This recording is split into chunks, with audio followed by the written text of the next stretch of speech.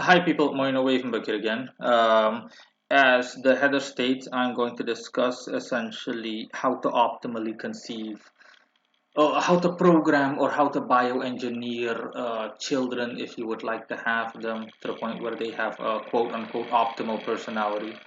If you want what's best for your child, then yeah, astrology can heavily help in this. Simply put, you can essentially, up to a certain extent, know in detail, albeit in detail, make no mistake, in an as detailed manner as possible, know when your children are going to be. What kind of personality your children will have by simply influencing up to a certain extent. Of course, you're limited, but you still have some influence or some say in the matter when your children will be born. So the process would look as follows. Let's just say that you're going to call your kid Timmy. Just an example, Timmy. You and your husband, or if you're a man, you and your wife intend on starting today, essentially. Um, and let's just say you conceive within a week.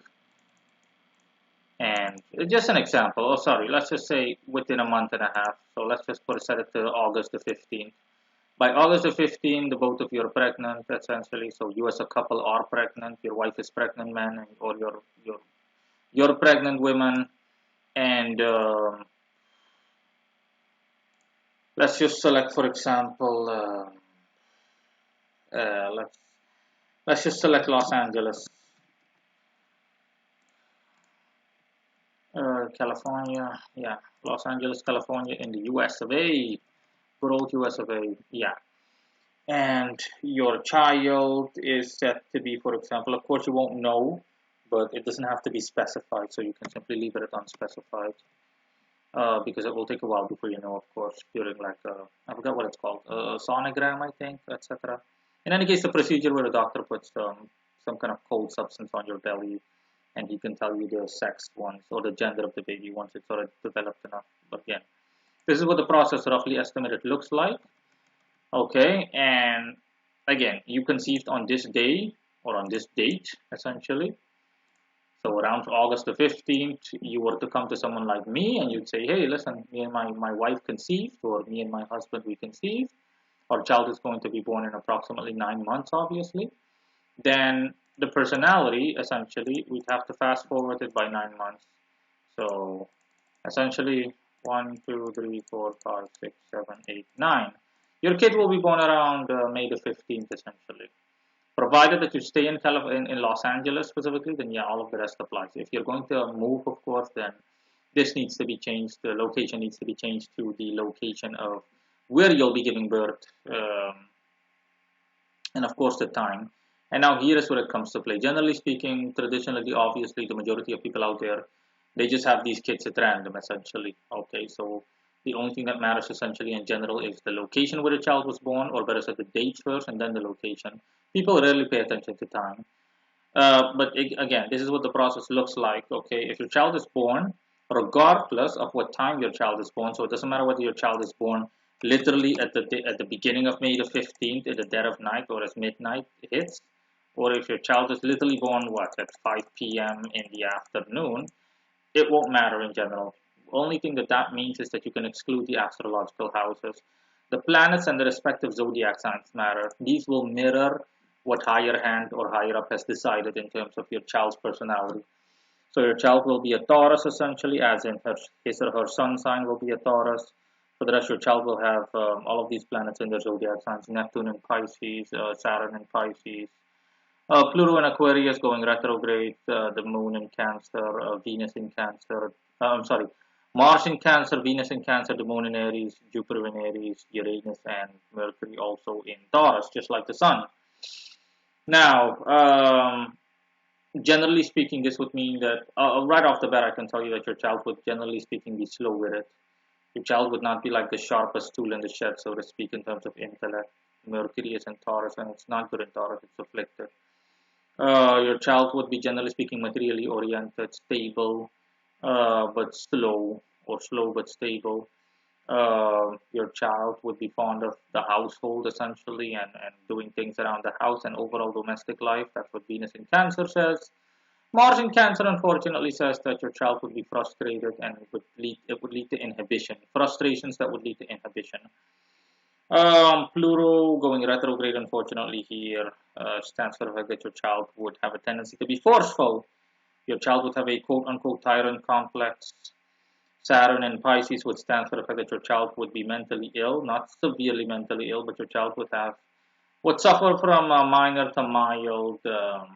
It could be major even, but it depends on all the other placements and whatnot. But generally speaking, on average, intermediary mental illnesses. So not to the point where your child would be a psych ward patient or completely nuts, quote unquote nuts, but your child would suffer from intermediary to minor mental illnesses, or better said, the other way around. We're talking about neurosis, throwing a fit here and there now, every now and then, thinking too much about the past or being stuck emotionally in the past, emotional instability, honestly, bipolarness here and there on occasion. It just goes on. The moon in Aries as well as Jupiter, which stands for the fact that your child would like display a good deal of energy and would, on a day-to-day basis, and would be prone to fits of anger. Not tremendous anger, but simply essentially getting pissed, as we like to call it. And yeah, that's essentially the personality of your child in a nutshell, if you give birth under these conditions. Now, if you would like literally the optimal thingy for your child, you want what's best for your child in the way of a personality, and you want your child's personality, his or her personality, optimized. Then what can be influenced is through a C-section. Generally speaking, yeah, you should be able to get a C-section, and it shouldn't be an issue. But worst case scenario is that you can't get a C-section. Everything I said would apply in general, in broad terms. Okay. In detail, the time that your child is born would apply. Okay, the date, time, and the location. But the date and the time are stable, as set forth by the conditions that I outlined for the sake of this video, essentially, as an example. Um, and But if you do manage to get a C-section, which should not be an issue, like I said, then the time can be influenced, and the time plays a pivotal role. The time decides the astrological houses, essentially, that all these planets will be in, and that is all important, or semi-all important, even. I mean, at best. I'm sorry, semi-all important at the very least. Now, let's just say that, again, everything goes well and you can influence your child's time of birth through a C-section. Then the best time, essentially, based on everything here, would be if you started the day as in May the 15th, literally the beginning of the day. It's a Monday, midnight. May the 15th officially begins. Okay, these are your options, essentially, the houses. What I would recommend, let me just have a look. In terms of best time for your child to be born,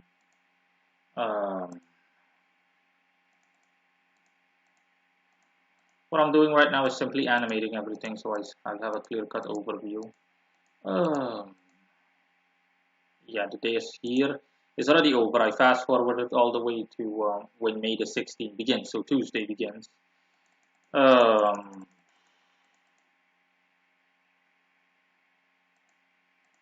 Just checking everything.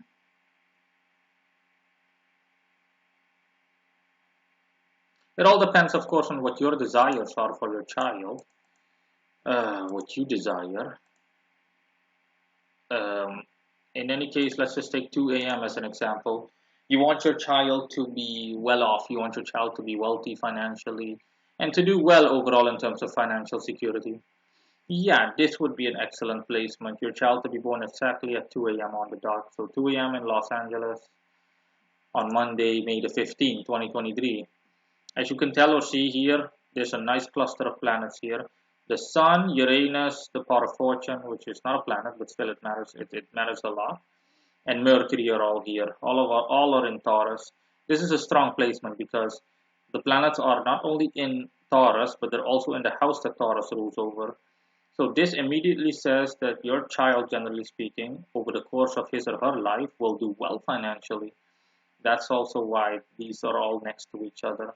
Generally speaking, despite your child being slow, Your child will be stable, especially in terms of garnering an income, and your child will do well. I'm not saying that your child will become like a multimillionaire or a billionaire even, but again, every little bit counts, and your child would do well, plain and simple. For the rest, Venus in Cancer being in the fourth house also says that your child would really be a fan of domestic life, and your child would love to play house. This is, of course, this is a lot more prominent with women than with men. A woman, for example, if your child is a woman, you're going to have a daughter. Your daughter will be very fond of the household and will be like a quote unquote happy homemaker. Okay, if it's a guy, then or if it's your child will be a boy, then the boy will be a do-it-yourself kind of guy, someone that likes to do stuff around the house, and someone that's into all things of a domestic nature. Um, Jupiter is in Aries here, and what's important is that Jupiter is bordering the second house. It's conjunct the second house cusp, which also supports everything else I said in relation to finances. Yeah, no, your child would be do insanely well for himself or herself. Of course, everything needs to be looked into in detail, but generally speaking, yeah, from a broad perspective, or at the very least a semi-broad perspective, yeah, your child would do insanely well financially.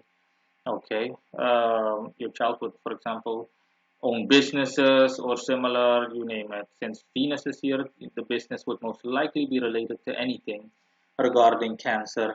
So the real estate market, anything that has to do with food. Okay, owning a restaurant, owning a fast food joint, owning a catering service, or managing it as such, or being a stockbroker, it just goes on. Um, but the rest, Neptune is in Pisces. Your child would be highly clairvoyant, especially considering the fact that it's conjunct the ascendant. Okay, it's a couple of hours away from sunset from sunrise. The moon being here in Aries also stands for the fact, like I said, your child would, generally speaking, display a lot of energy and ambition in day-to-day life. Um, but like I said, there are drawbacks. Honestly, there is one drawback, unfortunately, or there's a two, and that's nothing that you can do anything about. Unfortunately, there's simply nothing you can do. For starters, like I already said, Pluto still going retrograde, so your child in general would not do well in terms of dealing with the public. The child would be seen as being overbearing, being pushy. In alignment with everything else here, this is the personality of someone that is like a tyrant like boss, okay, a boss that doesn't mess around and that has a tendency to be too aggressive towards employees and towards the public in general.